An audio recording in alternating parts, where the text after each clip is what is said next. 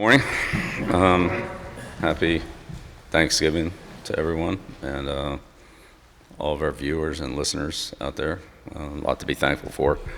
It's always a time of year where you think about all the fortunate things that you have and people that you're with that you appreciate and so forth. So it's a good time to remember that.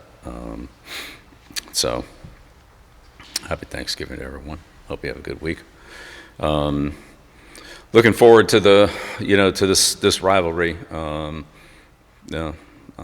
Carolina, NC State. I know this is it's be a super competitive environment and game, and look forward to it. Again, similar to what we saw last week, but on their turf, and that'll be like I said, a very highly competitive atmosphere, no doubt about that. Night game, so last regular season game would be a lot of energy there.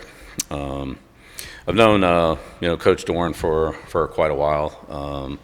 One of his best friends was a coach who worked with me, Brett Bellema, and always had a ton of respect for what Dave has done there. He has always has a tough, highly competitive team. Those guys play with really good fundamentals and good energy, and so always like to watch his teams play, and I know that they're very well coached, they're disciplined, and they're absolutely tough. You see that on film.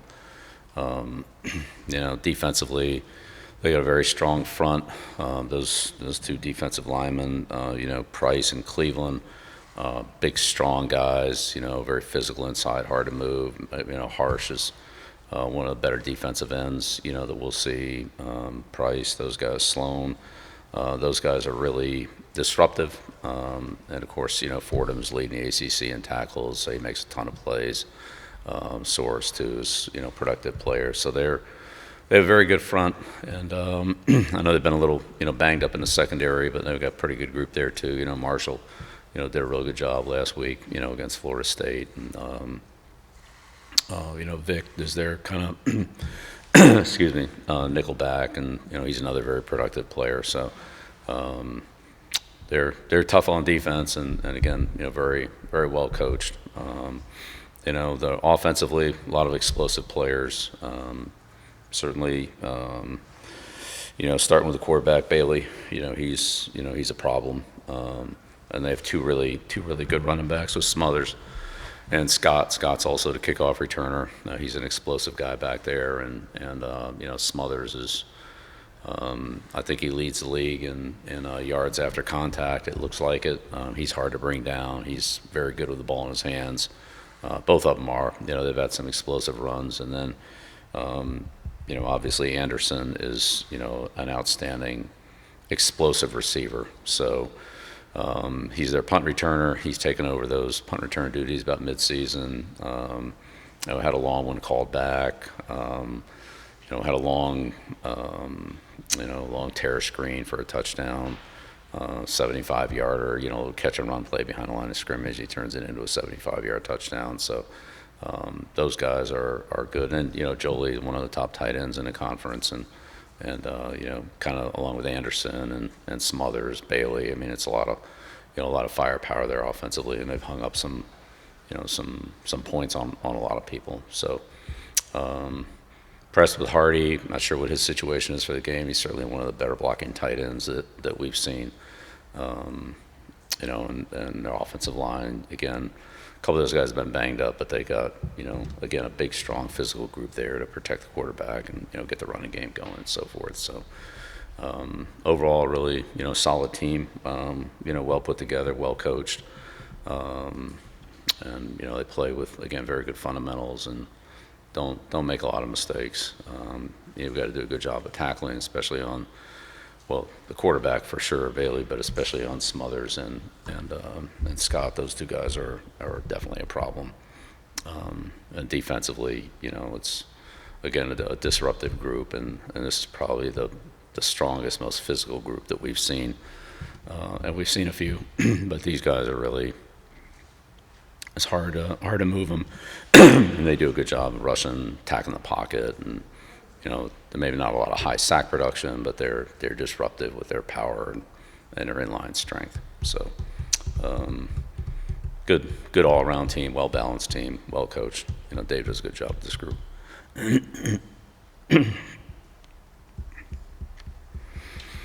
Questions? No, start. Hey Bill, after the Duke game, Jordan Chip told us that he's expecting, looking forward to this weekend, a lot of fights and different things like that. What do you do, I guess, as a coach to ensure that those I guess, chippy type of games don't escalate into something more, into a fight or even penalties like we saw at points against Duke? Yeah, well, we need to do a much better job of that. Too many personal foul penalties, and that really cost us in the game. So we've talked about it all year. We've addressed it, and we expect those to be called because that's the way that they have called them all season, really, through the ACC. The officials have been pretty consistent on that. We just have to do a better job of keeping our poise and playing football and not doing things after the play. So. Right, go ahead. Oh, happy Thanksgiving, Bill. Thanks, appreciate it. What have you learned about the NC State rivalry since being here and then going back to that relationship with Dave Doran? What do you recall about some of the pro days with visiting with him and seeing his players back then? Again, a hard-working group of guys. I think if you've been through the program with him, you know how to work. You're tough, physically and mentally tough. Again, it's he runs a good program. You earn what you get there, and again, those guys play hard. You see it on film. They every play is not perfect, but they're playing hard throughout the down, regardless of the position, and they do that. Even the Miami game, they were fought right to the end there. You could just see the competitiveness in the team. Things like field goal rush. They rush PATs hard, things like that. It's every play. You can't afford any plays off against this group, or they're going to get you on it because they just keep coming at you. So, Dave's had a lot of good players down there, and certainly a lot of good, linemen, physical guys, tough physical players. Front right, Coach. Bill, you mentioned Bailey. Earlier in the year, he was getting some buzz as a potential first-round pick a couple years from now. When you look at him on film, what is it about him that really just pops, just makes him as productive as he is? He's got a good supporting cast around him. As I said, he's got two good running backs, a good tight end, another good tight end who's an excellent blocker. So between, Jolie and Hardy, like those two guys are, two of the best tight ends in the conference, probably two of the best tight ends in college football, and then some explosive receivers. So, he doesn't try to do too much, but he's able to utilize the skills around him, which is what a good quarterback does. And when he needs to make a play, he can make it, but it's not all about him. It's about the running game, and it's about distributing the ball to his playmakers, and he does a good job of that. So that's really what a quarterback's job is find ways to help your teammates make plays and be productive. And he does a nice job. Bill, I know you can't control what people write about you or say about you or talk about, but right before the Duke game, there was a big story in the New York Post, and right before this game, a story with Jordan Hudson possibly filing a lawsuit against Pablo. How much of those distractions seep down into the team? How much time do they take from what you're trying to accomplish? And is there a way to, in your mind, kind of try to eliminate some of that crime? Yeah, I'm focused on the game. That's what our team's focused on. So, a football question. You guys went for 2, down 14. We're seeing more and more teams do that. It's happened. Stanford did it against you guys. The Jets did it against the Bengals, I think. And then you saw NC State go for 4th down instead of kicking the field goal when they're up 3 to go up 6. Obviously, the math is the same as it's always been, but it seems like coaches are more willing to take what I guess would be the more aggressive play. Has something changed about the game, or something changed about the math that's led you to make some of those calls, or other coaches to make some of those calls? You have to ask the other coaches about their decisions. I can't tell you what somebody else is thinking or doing. There's no way I could do that. But the decision to go for 2, down 14, when you guys scored, I know there was a penalty, so you got it from the 1. Yeah, also on the 1.5 yard line. Connie? Coach Gio played his, at least on the outside, his best game against Duke. What did you see specifically from him, especially in that third quarter? And has there been an attempt to maybe, quote, simplify things for him to help with his processing and have success like he did in that? Yeah, I don't know. I don't know if I would use that word. I'd say it's overall just execution, and that's everybody that's involved. It's not just the quarterback; it's the receivers, the line, and the timing of the plays and so forth. So I think our execution's improved over the course of the year. Hopefully, it continues to improve, and I think that's helped our production offensively. I mean, there are a lot of opportunities that we had at other points during the season that we just weren't just a little bit off, and that's enough to have a missed opportunity versus being able to capitalize on some of those opportunities. And it's only a few inches sometimes, or a split second, but that makes all the difference. So we'll just keep working to get better, and hopefully our execution will continue to get better. I don't think it's been any one magical thing, or plays are different, defenses are different, the matchups are different, but just that little higher level of execution, confidence, and not just with him, but with all of his teammates. Everybody being just a little more precise in their assignments and their jobs, just change the outcome of the play. Right. Okay. Bill, you mentioned the importance of good tackling against NC State, and last week it seemed like that was kind of an issue for you guys, especially against a physical running back like Castle. How do you go about addressing that this week, and is there something that you saw on film that kind of led to those problems last week? You guys do? I mean, there were a couple examples, but I mean, it wasn't. We made plenty of tackles. There were a couple we could have had a little better leverage on, played a little bit better, of course. Like, that's true in every game. I'm just saying, I think these backs, Smothers in particular, is just very good in contact. He has excellent vision. He finds holes. He does a good job of setting up his blocks. And the more space you give a back, the harder it is to tackle him, especially a good one. So, we have to try to limit the space, limit the opportunities. That's easier said than done because they have a good quarterback, good receivers, good tight end. So you just can't. One guy can't stop a good back, and one guy can't stop a good offense. Like, you need to play a good team defense. So that's really what it'll come down to this week. On the right, coach. No, go ahead. I know Kobe Pacer was one of the few guys, at least on the roster, that actually played in Carter Finley. Have you talked to him at all about just sort of what to expect? And I know that a lot of people will say it's a pretty rowdy environment, different things like that, and especially with the rivalry game. Do you give him that platform to sort of explain to everyone, maybe some of the newer guys on the roster, what to expect when we do a game like that? Yeah, we've talked about it. Several of our coaches have also coached over there and played over there. So, and look, they've played very well at home, and they got an excellent record over the last few years. And so, we understand that it's going to be a big challenge, playing there, and the field, the turf, the environment, and all that. I mean, it is what it is. We can't control it. We just have to be able to, to deal with it. And there's some things we think we can do to help ourselves, but ultimately we're going to have to, go out there and play against NC State. I mean, that's the real opponent. Of course, the field and the environment is part of it, but ultimately, we're going to have to tackle them and block them and throw and catch and so forth. I mean, if we don't do that, it won't make any difference about all the rest of it. So, Right next to him, coach. Bill's schedule rarely ends this way with 3 rival games, and you built up.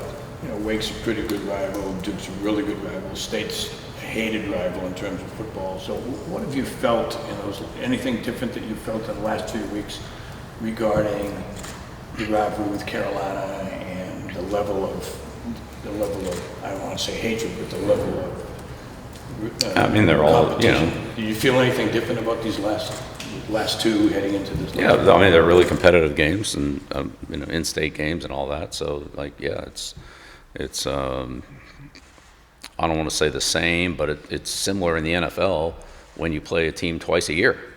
Like, you play a team twice a year over multiple years.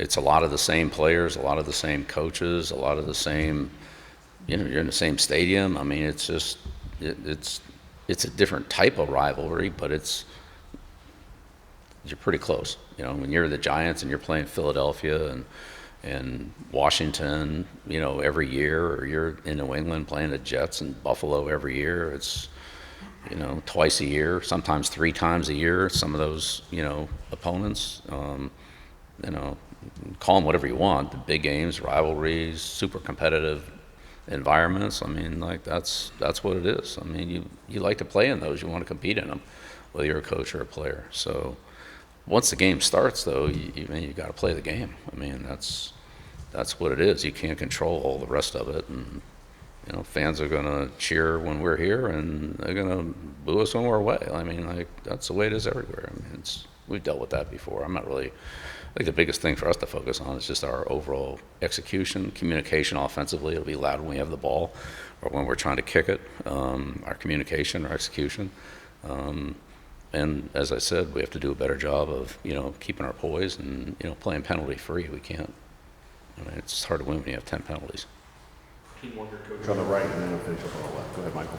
Coach, Melkart was super productive for you guys in the middle of the season. He's been a little quieter, at least from a sack standpoint, in the last 2 games. I know Wake and Duke ran the ball a lot, but is there something that they were doing to maybe scheme for him on the offensive line to sort of negate his presence on there? You know, I think he played well again last week against Duke. Made a lot of tackles, had some, you know, negative plays as well. So, you know, those stats, they can come and go. I think, honestly, I don't think it's accurate, you know, to judge a player on one statistic, good or bad. Like, and that's all it's about, is like how many sacks a guy has, and that determines how good he plays or doesn't play. When he's out there for 60 plays, I think I just don't see it that way. Sorry. Bill, last time on the radio show, Lombardi kind of mentioned that a few players have already come and said they plan on entering the transfer portal. Have some of those conversations already started with you, and how do you kind of go about that as the season winds down and moving into the offseason and transfer portal and all that landscape? Yeah, well, Mike's in a little, you know, different situation than I am, you know, talking to agents and so forth. We're focused on the game. That's all we're focused on. You know, everybody that's there, you know, that plays in the game, competes in the game, will, I'm sure, give their best on both sides of the field to, you know, for the outcome to come out in their favor. So that's where our focus is. That's what we're doing. I mean, are there other things going on? I'm sure there are, but that's not really where, you know, where we're at as a team.